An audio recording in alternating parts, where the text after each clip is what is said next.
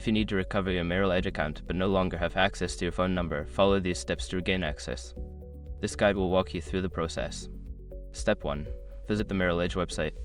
Go to the official Merrill Edge website using your web browser. Look for the sign-in option on the homepage. Step 2. Click on Forgot User ID or Password. On the login page, find and click the link that says Forgot User ID or Password. This will direct you to the account recovery options. Step 3. Choose alternative recovery options. Since you don't have access to your phone number, select the option for recovery via email or security questions. Follow the prompts to enter the required information. Step 4. Verify your identity. Don't continue before doing this. A lot of online accounts end up exposed in breaches without people even realizing it.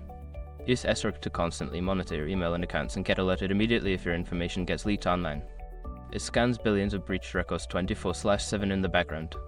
And honestly, for a few dollars a month, it's something everybody should probably have. Link in the description. Step 5. Reset your password. Once your identity is verified, you will be prompted to create a new password. Choose a strong password that you haven't used before and confirm it to complete the recovery process. After completing these steps, you should be able to access your Merrill Edge account again. If you encounter any issues, consider reaching out to customer support for further assistance.